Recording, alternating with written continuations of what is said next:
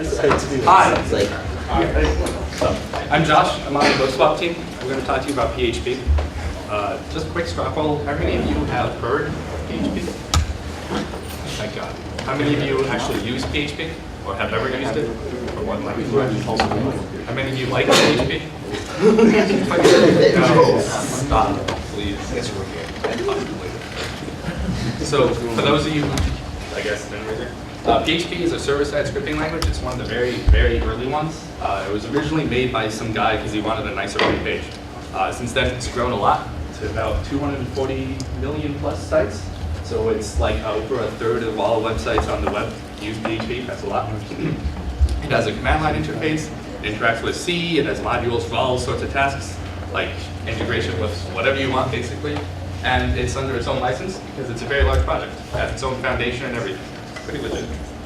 Problem is, it's a very old language, and unlike some other nice old languages, it's terrible. It has a lot of old features that don't work well on browsers, and I like to think of it as dirty and thin.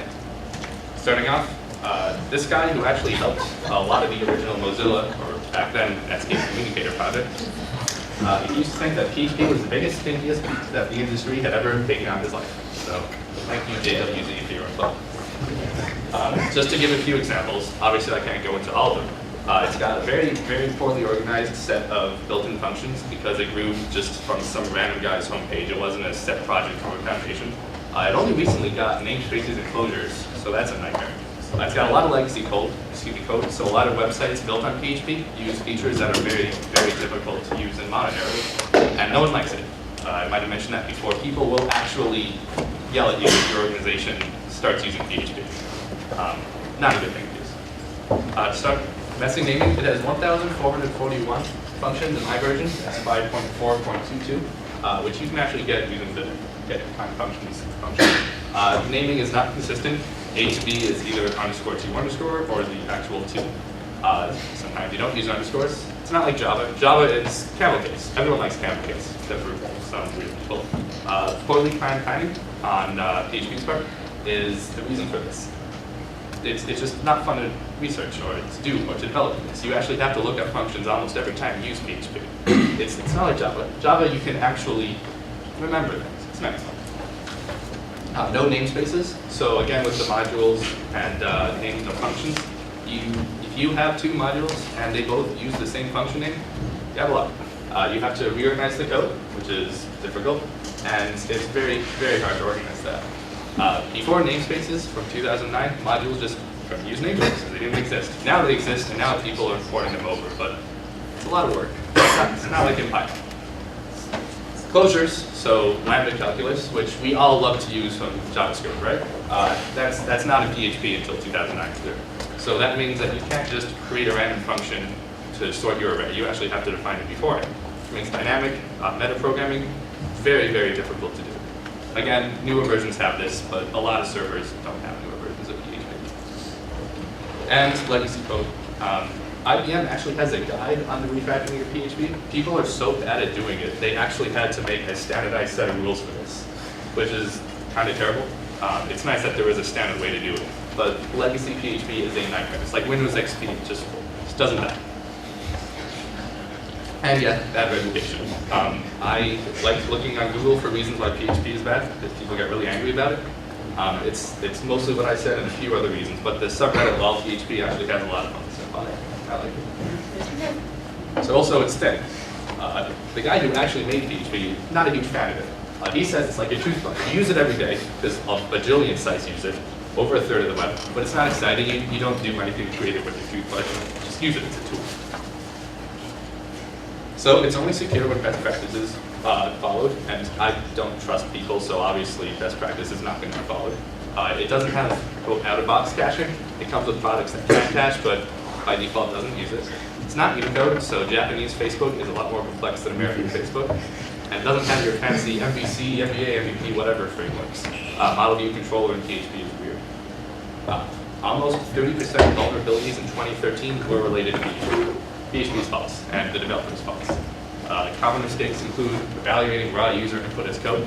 So I give you 3 examples. Drop table users, if you just ask someone for a SQL query and then execute the query, which you would not believe how many people's websites do that. It'll just kill everything. You can't execute code given to PHP because then they'll just blow up your server.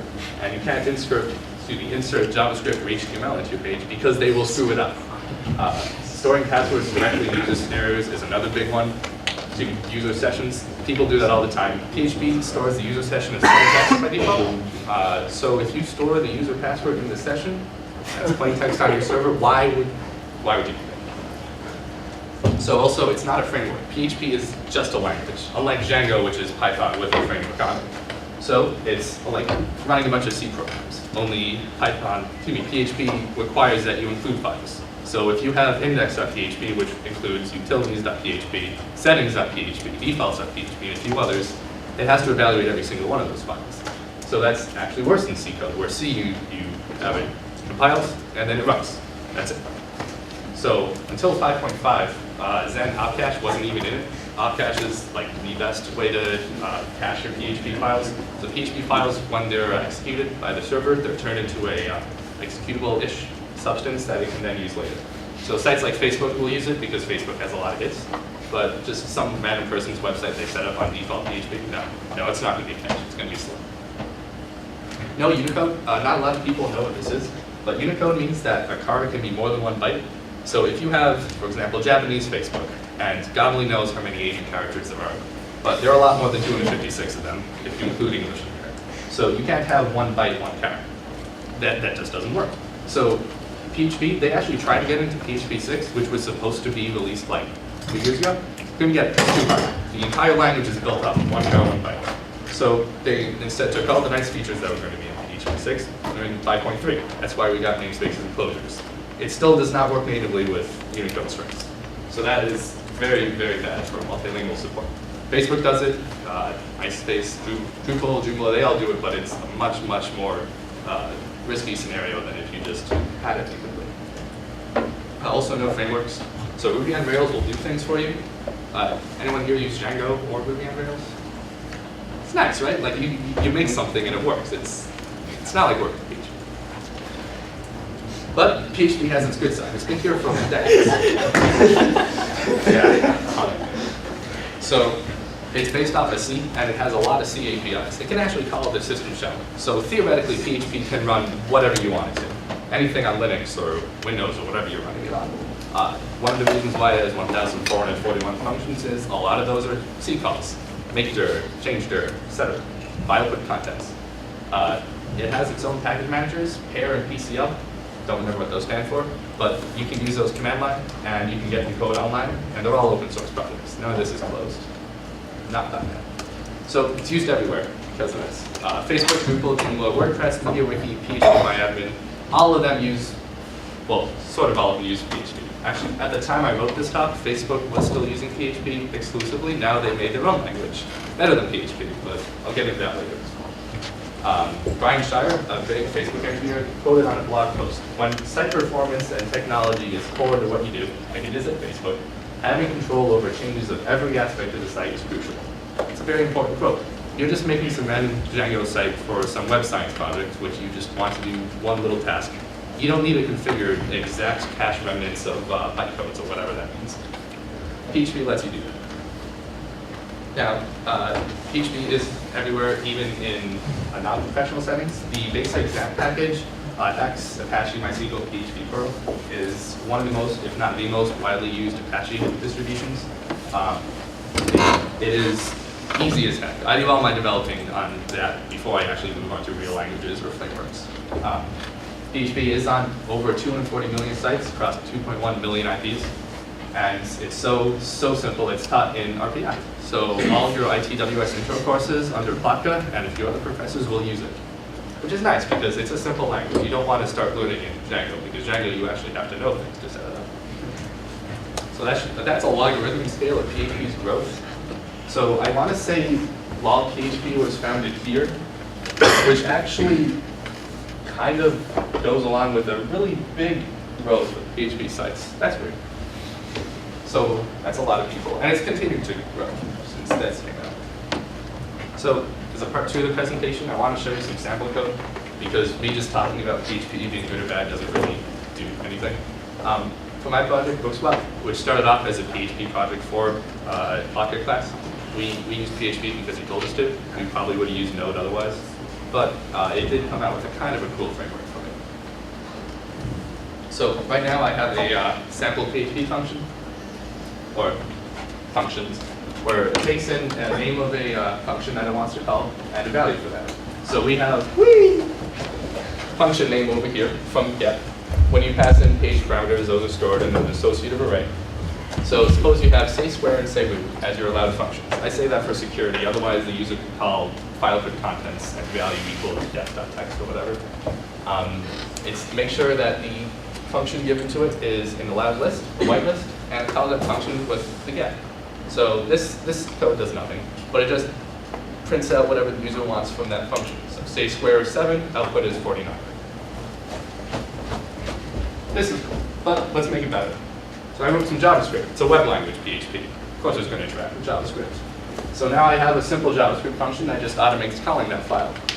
Send request, say square with the value of 7, with a function that alerts the response. So you can just call this in whatever HTML file you have, and it'll call your PHP file with whatever you give it.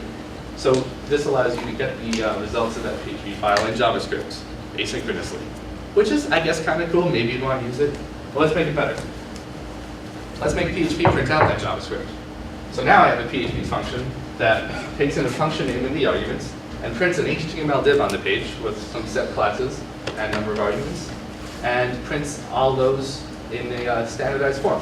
So div class equals this, say square, 1 argument, value 7. So that's an associative array that's picked up on the page by my next bit of JavaScript. Yay! So for every div with that particular class name, by the way, jQuery, very nice. PHP request loads, for each of them, load printed requests, where load printed request takes in the arguments from that, the number of them, and then calls that PHP function. So altogether, what this does, PHP code prints a div with the request info, JavaScript picks up on that, Ajaxes the PHP server for the results of the page, and prints the content to the div. That actually does some cool stuff. It's not Ruby on Rails, it's not Django, it doesn't give you templating or whatever you want, but it can be used for some cool stuff. So the way we use it in Bookswap is, suppose you have a books you want to buy section, where that should be a query to the database that just takes all entries under your name and gets the book related to that. So what you could do is you could have on the user PHP profile a database connection made, some PDO object somewhere, that then queries the database and prints it out, which is great, but you need to do that on page load, so that would take forever. The page would have to query books you want to buy, books you want to sell, recommendations, username, notifications below that, recent RPI listings. That's a lot of stuff. So the page does almost nothing on its own. It just prints out the divs with the JavaScript's enabled class name on it, and then that's picked up and then loaded asynchronously. And I can actually show you an example of this at work. I'll make it on my slow local mode so you can see the time. Oops, that's not supposed to happen. Let's go to bookswap.com. So if we log out, this is fast. This is very fast. And that's it. Despite using at least 4 or 5 queries on this page, it still loads in under 5 milliseconds. I actually want to say that it's probably the fastest web thing I've ever done, but you never know. Back to Google though. Oh no, I think PHP is annoying and quirky. I love Node.js. I'm a JavaScript guy. I would rather use that. But it can do a lot of stuff. And we use it because we have to, but we also use it because you can do things with it that we like. I would encourage everyone here, especially if you're a web developer, but if you're just some C guy in Linux kernel or whatever, look up PHP. I mean, it's a part of our programming history. It's actually an important language to know. And the reasons why it's terrible are really good things to know. You should know that using eval is a terrible thing to do in JavaScript or PHP or whatever, and you should know why that's bad and examples of how that's screwed people over before. So overall, it's dirty, it's thin, but if you fold it over itself, you can almost make it good. And that's all I have. Those are my sources. And thank you to those people. And we're not actually quite ready, but we will be soon and I'll present again. Any questions? You, Mr. Bradford. I seem to recall a presentation similar semester about this, and I think there was something about in PHP the comparison operator like it is non-transitive for some set of values. Yep. Was that your presentation? Yep. That there's a set of, I think, 3 different values, each of which is less than the other. So for double equal sign is a loose comparison. So it'll take loose typing. So if you say quotation mark SEHTEN equals 7, that would work. But if you say quotation mark 7 equals 7, that would work, despite one being a string and the other being a number. It's applied a lot of languages, including JavaScript.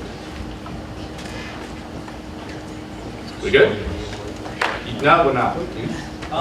You mentioned in the early parts of your presentation that PHP was used on like more than 1/3 of the internet or something like that. And then you said it was responsible for more than 29% of security holes. Does it mean that on average it's more secure than the rest of the internet? I think most security holes related to PHP means that security holes aren't necessarily related to a language. So if a security hole is related to Apache itself, or even a web server, like if .NET has a security hole, that might be it. You said you're going to talk about Facebook's new language hack, right? Oh, I guess I did say that. You So just Facebook kind of addresses some problems with PHP. It does. I was actually talking with someone beforehand. Hack is a language made by PHP. Made by Facebook that's similar to PHP, but it's better. It's way better. It uses something called generic typing, which means that you can either use dynamic typing or static typing, which means that it's a lot easier to analyze the code, a lot easier to debug it. Oh man, you're failing. No. There you go. So the point of hack is that it works alongside PHP, and it's used by Facebook now. They used to just use PHP, it's terrible. And hack is really nice in that you can select a lot more stuff. It's probably way more performant because of that, and it provides you with the same flexibility and functionality as PHP. I don't know much about hack. They released it March 20th, and I wrote this like March 13th. So I don't know too many things, but it looks really cool. I want to use it. Anyone else?